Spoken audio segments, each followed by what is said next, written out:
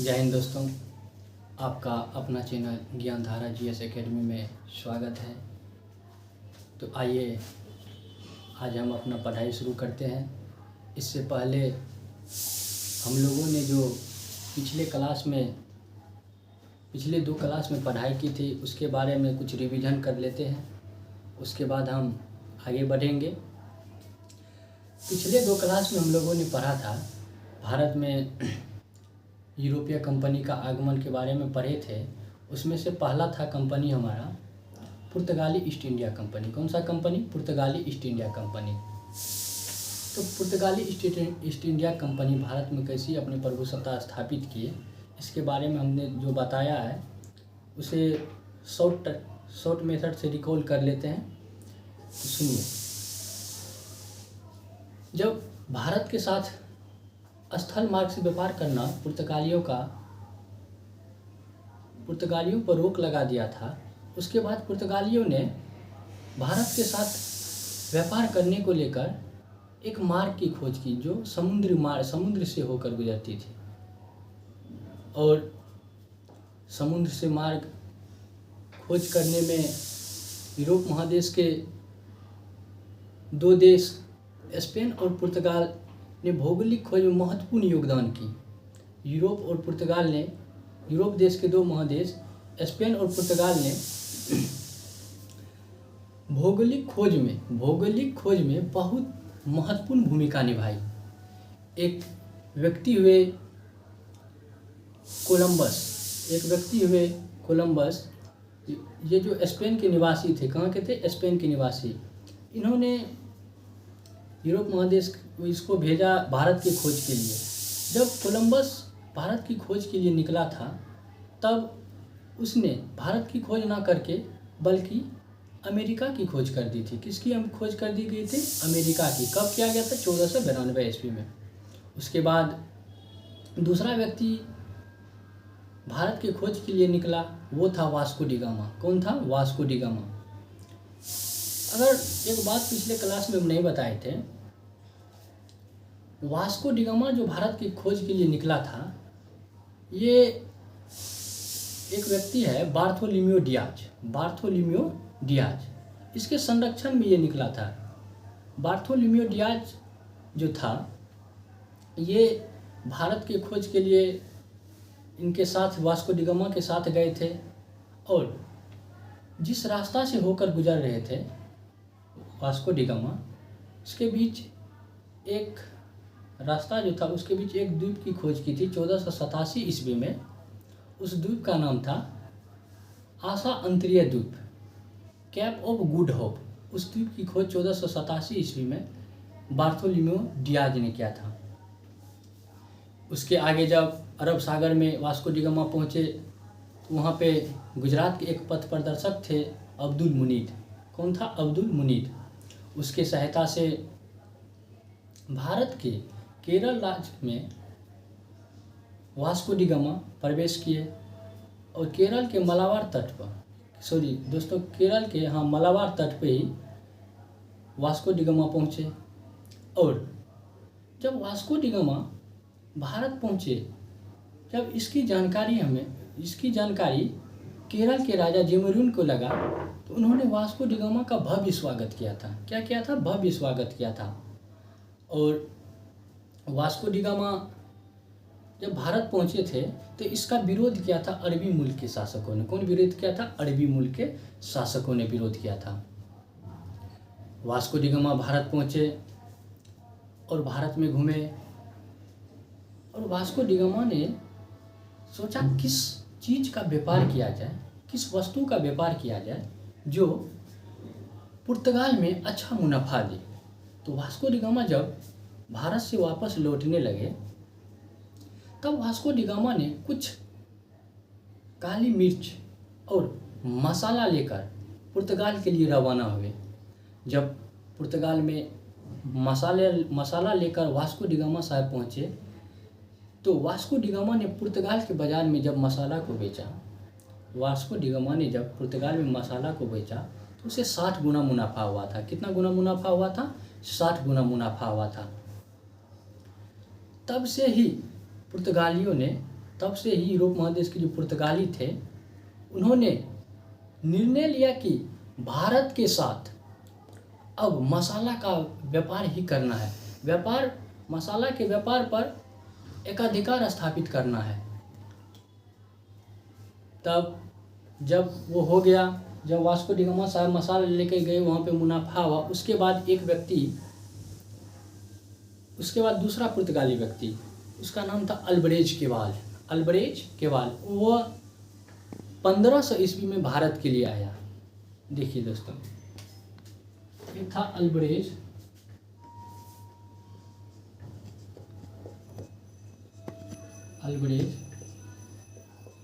केवाल, ये 1500 ईस्वी में भारत के लिए भारत आए थे। जब वास्को डी गामा मसाला की व्यापार करके चल गया था तो इनको लगा अब हम भी जाते हैं, व्यापार करेंगे। ये अपने रास्ता खोज रहा था, जो कि वास्को डी गामा जिस रास्ता से आए थे, ये जिस रास्ता से ये जाना चाहते, ये अलग रास्ता से जाना चाहते थे, लेकिन वो इनसे हुआ नहीं। तो इन्होंने क्या किया, वास्को डी गामा ने जो जिस रास्ता पे आया था, वास्को डी गामा जिस रास्ता से भारत पहुंचा था, उसी का अनुसरण करते हुए अल्बरेज केवाल ने 1500 ईस्वी में भारत पहुंचा। जब अल्बरेज केवाल ने भारत पहुंचा तो वहाँ पे इन्होंने कारखाना शुरू कर दिया, कारखाना बनाना शुरू कर दिया विदाउट केरल के राजा के पूछे। केरल के राजा से विदाउट परमिशन के अल्बरेज केवाल ने कारखाना शुरू कर दिया था। जब केरल के राजा को पता लगा कि कोई पुर्तगाली आया है और वह हमारे बिना परमिशन के वह कारखाना खोल रहा है, वह पहुंचा वहाँ पे और उस कारखाना को बंद कर दिया। उस कारखाना को बंद करके उन्होंने उसे अल्बरेज केवाल को भारत से निकाल दिया।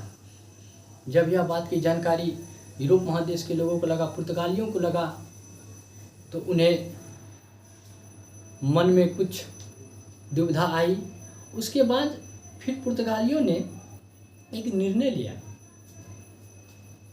अब पुर्तगाली करे क्या, अब पुर्तगालियों ने फिर वास्को डी गामा के पास, पुर्तगाली फिर वास्को डी गामा के पास गए और पुर्तगाली जो वास्को डी गामा के पास पहुँचे, वास्को डी गामा को बोला, पुर्तगाली आपका तो केरल के राजा के साथ अच्छी जमती है, आप जाइए ना, उनसे व्यापार के लिए बातचीत कीजिए। तो वास्को डी गामा ने भी बोला ठीक है, हम जाते हैं, व्यापार के बारे में बात करेंगे। जब वास्को डी गामा निकलने लगा पुर्तगाल से, तो केरल के राजा जेमुरिन के लिए वह कुछ उपहार लेके गए। उसके बाद वहाँ से निकल के 1502 ईस्वी में वास्को डी गामा फिर भारत पहुँचे और केरल के राजा जेमुरिन से मिले और उन्हें उपहार दिया। उसके बाद केरल के राजा से बातचीत किए कि आपसे जो है ना, केरल के राजा से बातचीत किए, आपसे जो है ना, हम पुर्तगालियों को व्यापार करना है और उस व्यापार में जितना हमें मुनाफा होगा उसका उचित दाम आपको भी दिया जाएगा। तो केरल के राजा ने सोचा ठीक है भाई, हमको तो उचित दाम मिल ही रहा है, अच्छा प्रॉफिट मिलेगा, ठीक है कीजिए, इसमें कोई दिक्कत नहीं है। तब वास्को डी गामा ने पुर्तगाली की ओर से वह कारखाना स्थापित किया। क्या कारखाना स्थापित किया। कारखाना जब वास्को डी गामा हो गया था तो 1503 ईस्वी में केरल के कोची में अपना पहला कारखाना खोला था। कहाँ खोला था? केरल के कोचीन में अपना पहला कारखाना खोला था। और इस कारखाना जो खोला था, इस पे अच्छा से शासन प्रशासन चल सके और अपने जो व्यापार का तरीका है उसको अच्छा से चलाया जाए, इसको लेकर पुर्तगालियों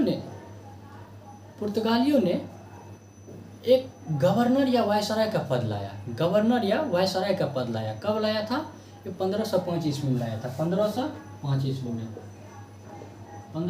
ईस्वी में वायसराय या गवर्नर का पद लाया था। 1505 ईस्वी में वायसराय या गवर्नर का पद लाया था। यहाँ तक तो हो गया हमारे पिछले क्लास की बातचीत। यहाँ तक आपको हम बताए थे पिछले क्लास में। अब इससे आगे हम अपने अगले क्लास में जानेंगे कि अभी जानेंगे पुर्तगाली ईस्ट इंडिया कंपनी में प्रथम वायसराय कौन हुए, दूसरा कौन है, वो सभी वायसराय के बारे में जानेंगे और अन्य तथ्य जानेंगे। तो आइए हम देखते हैं।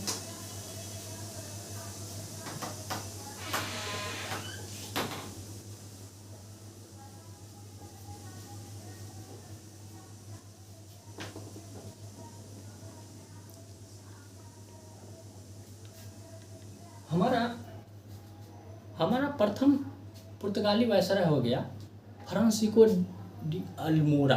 फ्रांसिस्को डी अल्मोड़ा, देखिए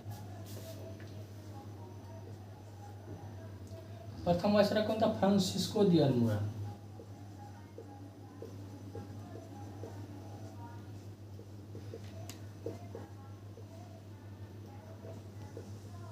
फ्रांसिस्को डी अल्मोड़ा, इनका जो शासनकाल रहा यह 1505 से लेके 1509 ईस्वी तक रहा। कब तक रहा? 1505 से 1509 ईस्वी तक रहा।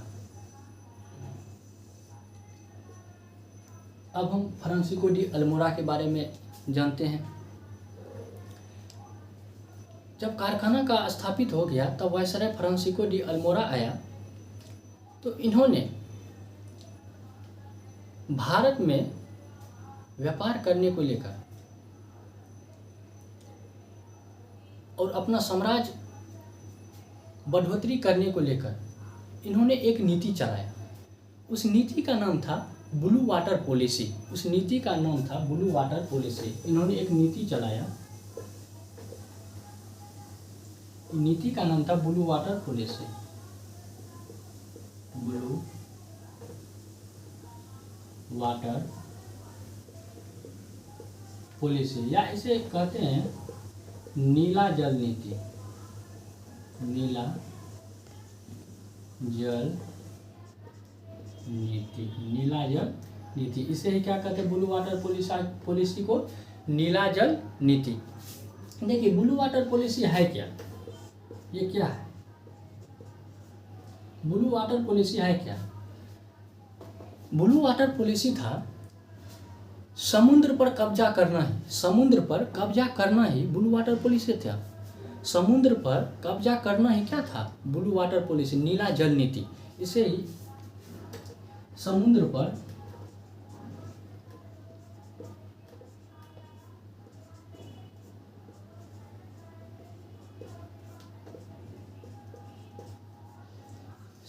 कब्जा करना ही, समुद्र पर कब्जा करना ही ब्लू वाटर पॉलिसी था। पुर्तगालियों ने जो था समुद्र पर अपना कब्जा करना शुरू किया और पुर्तगालियों ने पूरे अरब सागर को अपने क्षेत्राधीन कर लिया, अपने अधीन कर लिया, पूरे अरब सागर को जीत लिया, जिस कारण पुर्तगालियों को समुद्र का स्वामी कहा जाता है। जिस कारण पुर्तगालियों को समुद्र का स्वामी कहा जाता है। क्या कहा जाता है? समुद्र का स्वामी कहा जाता है। पुर्तगालियों को क्या कहा जाता है? समुद्र का स्वामी। समुद्र का स्वामी, समुद्र का स्वामी कहा जाता है। क्या कहा जाता था? समुद्र का स्वामी कहा जाता है।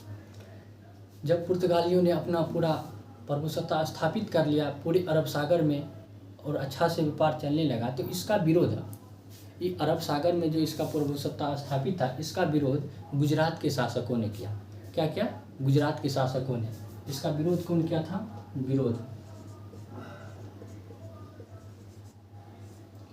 किया था गुजरात के शासक ने।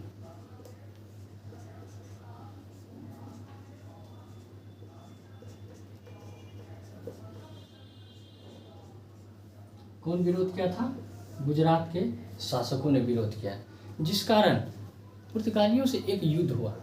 उस युद्ध का नाम है चोल का युद्ध। कौन सा युद्ध? चोल का युद्ध। और चोल का युद्ध हुआ कब था? 1508 ईस्वी में। कब हुआ था? 1508 ईस्वी में युद्ध हुआ था चोल का युद्ध।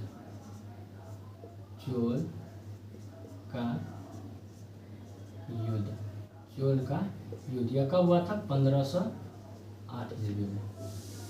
कब हुआ था? 1508 ईस्वी में। कब हुआ था? 1508 ईस्वी में। इस चोल के युद्ध में गुजरात के शासक का साथ दिया था मिस्र के व्यापारियों ने। मिस्र के व्यापारियों ने इसका साथ कौन दिया था? इसका साथ कौन दिया था? मिस्र के व्यापारियों ने साथ दिया था। मिस्र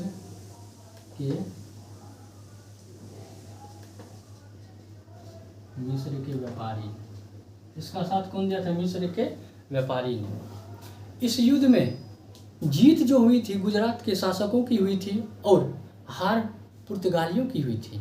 इसमें जीत किसकी हुई थी? गुजरात के शासकों की जीत हुई थी। इसमें जीत किसकी हुई थी? गुजरात के शासकों की जीत हुई थी। और हार किसका हुआ था? पुर्तगाली का। हार किसका हुआ था? हार जो हुआ था अब पुर्तगाली का हुआ था। किसका हार हुआ था? पुर्तगाली का हार हुआ था। इस युद्ध में जब पुर्तगाली हार गए तो कहा जाता है हिंद महासागर में पुर्तगालियों की यह पहली हार थी। हिंद महासागर में यह पुर्तगालियों की पहली हार थी। और जब पुर्तगालियों का हार हुआ उसके बाद फ्रांसिस्को डी अल्मोड़ा को फिर से पुर्तगाल बुला लिया गया। उसके बाद अगला वायसराय बन के आया। उसके बाद अगला वायसराय बन के आया Albuquerque, Francisco de Albuquerque. Alfonso de Albuquerque. क्या? Alfonso de Albuquerque. उससे पहले वो देखने से पहले आइए इतना हम रिवीजन करते हैं, उसके बाद दूसरा वायसराय के पास जाएंगे। ठीक है, देखिए पुर्तगाली ईस्ट इंडिया कंपनी का पहला वायसराय कौन था? Francisco de Almora. क्या नाम था? फ्रांसिस्को दी अल्मोड़ा। यह फ्रांसिस्को दी अल्मोड़ा कब से कब तक रहा? 1505 से 1509 ईस्वी तक। फ्रांसिस्को दी अल्मोड़ा कब से कब तक रहा भारत में शासन करते हुए? 1505 से लेकर 1509 ईस्वी में। आपसे एक क्वेश्चन पूछेगा, कौन पुर्तगाली था जिन्होंने ब्लू वाटर पॉलिसी चालू किया थी, या थी अर्थात नीला जल नीति चालू किया था? वो कौन हो जाएगा आपका? अल्मोड़ा। कौन हो जाएगा? Almora, Francisco de Almora. आपसे क्वेश्चन पूछा जाता है ब्लू वाटर पॉलिसी के जनक पूछ देगा, या ब्लू वाटर पॉलिसी नीति किसने लाई थी? तो वह फ्रांसिस्को डी अल्मोड़ा। अब ब्लू वाटर पॉलिसी था क्या? ब्लू वाटर पॉलिसी एक समुद्र पर कब्जा करना था। ब्लू वाटर पॉलिसी के तहत पुर्तगालियों समुद्र पर कब्जा किया था। क्या किया था? कब्जा किया था। उसके जिस कारण समुद्र पूरे अरब सागर पे कब्जा कर लिया था, जिस कारण पुर्तगालियों को समुद्र का स्वामी कहा जाने लगा। क्या कहा जाने लगा? समुद्र का स्वामी कहा जाने लगा। क्या कहा जाने लगा? समुद्र का स्वामी कहा जाने लगा। जब अरब सागर में पुर्तगालियों का बहुत ज़्यादा वर्चस्व हो गया तो उसका विरोध कौन किया था? गुजरात के शासक ने। विरोध कौन किया था? गुजरात के शासकों ने। गुजरात के शासकों ने विरोध किया था। लेकिन इसका जब चोल का युद्ध हुआ था, चोल का युद्ध कब हुआ था? 1508 ईस्वी में। चोल का युद्ध कब हुआ था? 1508 ईस्वी में। इस चोल के युद्ध में गुजरात का साथ कौन दिया था? मिस्र के व्यापारियों ने। कौन साथ दिया था? मिस्र के व्यापारियों ने। इस चोल के युद्ध में जीत किसकी हुई थी? तो इस चोल के युद्ध में जीत हुई थी गुजरात के शासकों ने। गुजरात के शासकों में। और चोल का युद्ध जो हुआ था इसमें हार किसकी हुई थी? हार किसकी हुई थी? पुर्तगाली में। ये पुर्तगाली की पहली हार थी अरब सागर में। पुर्तगाली की पहली हार, पुर्तगाली जो अरब सागर में पहली बार हारी थी वह किस युद्ध में? चोल के युद्ध में हारी थी। किस युद्ध में हारी थी? चोल के युद्ध में हारी थी। आइए इससे आगे हम जानेंगे दूसरा वायसराय के बारे में। इसे मिटाते हैं।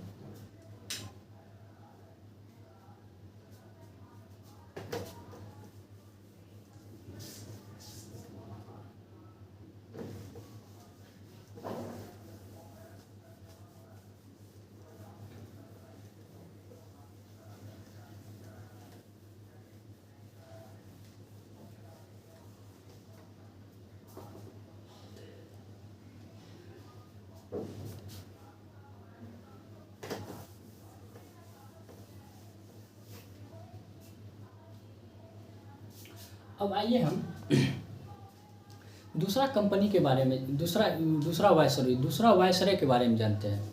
दूसरा वायसराय हुआ पुर्तगाली ईस्ट इंडिया कंपनी के अंतर्गत अल्फांसो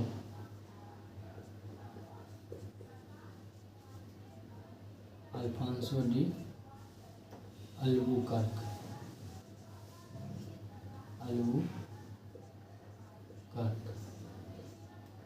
इसका शासनकाल रहा 1509 से 1515 ईस्वी तक। कब तक रहा? 1515 ईस्वी तक। आइए अब हम अल्बुकर्क के बारे में जानते हैं। अल्बुकर्क जो था यह भारत का दूसरा वायसराय था। पुर्तगाली की ओर से भारत का यह दूसरा वायसराय था। अल्बुकर्क जो था यह दूसरा पुर्तगाली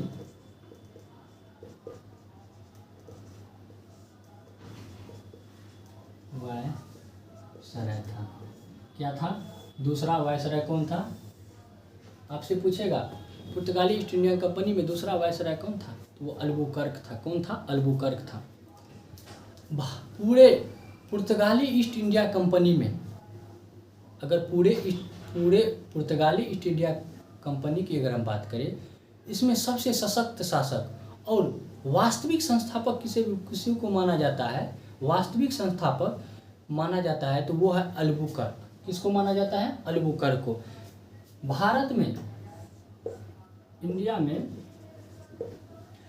भारत में पुर्तगाली का वास्तविक संस्थापक किसे माना जाता है?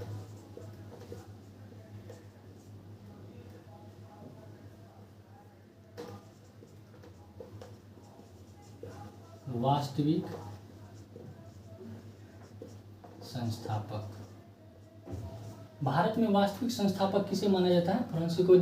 अल्फांसो डी अल्बुकर्क को माना जाता है। किसको माना जाता है? अल्बुकर्क को। किसको माना जाता है वास्तविक संस्थापक? अल्बुकर्क को माना जाता है। ये अल्बुकर्क ने जो किया है, देखिए इन्होंने अल्बुकर्क ने इन्होंने क्या किया?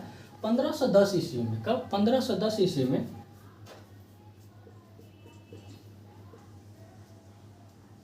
1510 ईस्वी में बीजापुर के सुल्तान 1510 ईस्वी में बीजापुर के सुल्तान यूसुफ आदिल शाह से गोवा छीन लिया। अल्बुकर्क जो हुए ये 1510 ईस्वी में गोवा के सुल्तान यूसुफ आदिल शाह से गोवा को क्या किए? छीन लिए। 1510 ईस्वी में गोवा के शासक यूसुफ आदिल शाह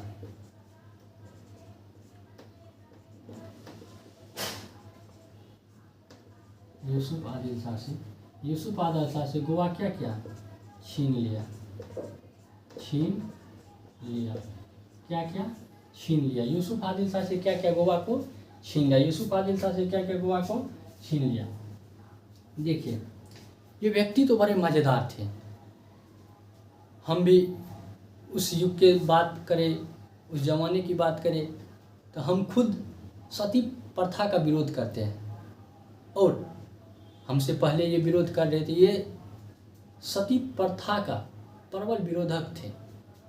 इन्होंने भारत में जितने भी पुर्तगालियों द्वारा शासित क्षेत्र थे, उन सभी जगहों पर सती प्रथा को अंत कर दिया। क्या क्या? सती प्रथा को अंत कर दिया गया।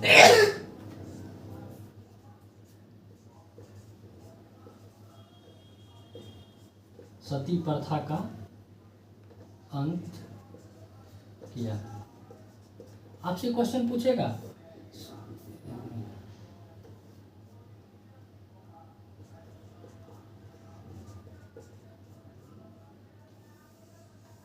सती प्रथा का अंत किसने किया? तो किसने किया? अल्बुकर्क ने। पुर्तगाली ईस्ट इंडिया कंपनी में कौन सती प्रथा का अंत किया? तो वो अल्बुकर्क ने किया था। और अल्बुकर्क ने ही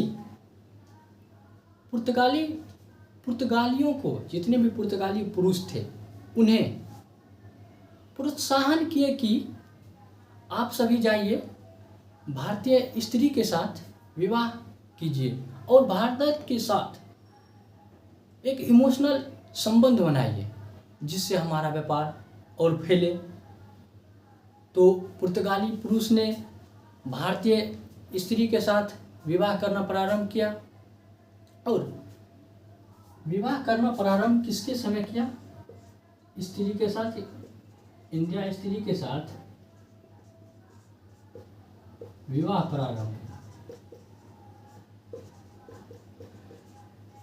प्रारंभ शुरू किया।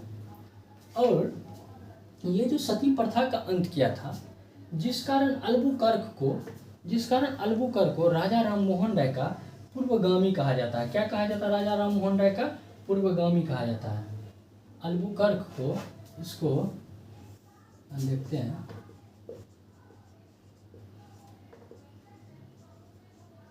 अल्बुकर्क को राजा राम मोहन राय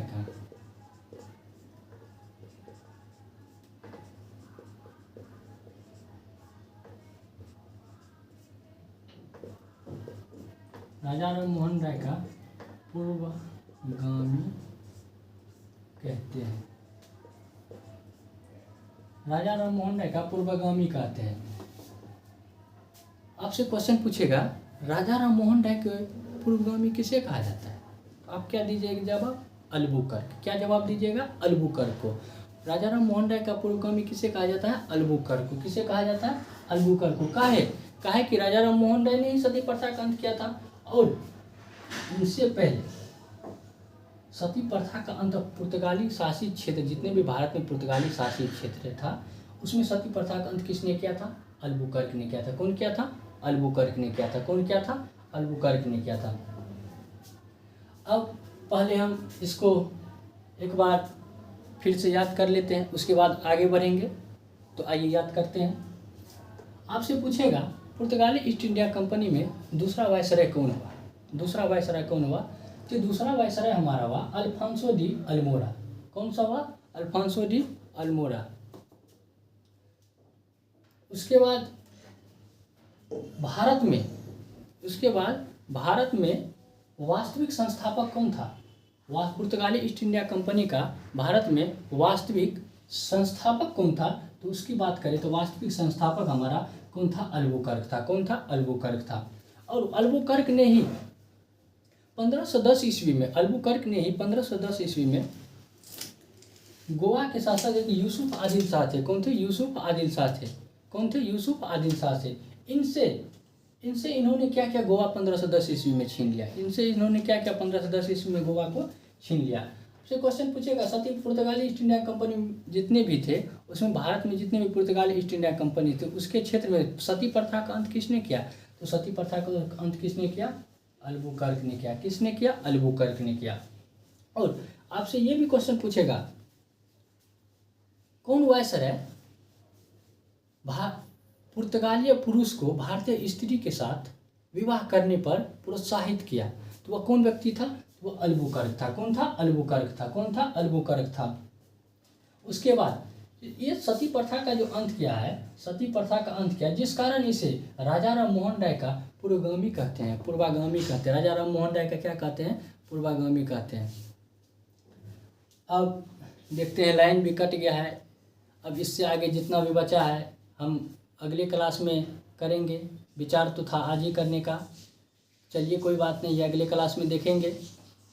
और यहाँ के लिए धन्यवाद। और हम कहना चाहेंगे आप सबको, अगर वीडियो अच्छा लगे सब्सक्राइब कीजिए, लाइक कीजिए, कमेंट कीजिए। और हमसे जो भी गलती हो आप कमेंट के माध्यम से बता सकते हैं। अभी हम कोई टीचर नहीं है दोस्तों, अभी हम टीचर नहीं, हम स्टूडेंट हैं, पढ़ते हैं और आपको पढ़ाते हैं। तो हमसे कुछ भी गलतियाँ हो, आप सबसे निवेदन है कि आप सब हम सबको कमेंट के माध्यम से बताएं और आगे कैसे बढ़े उनके बारे में बताएं। धन्यवाद। जय हिंद।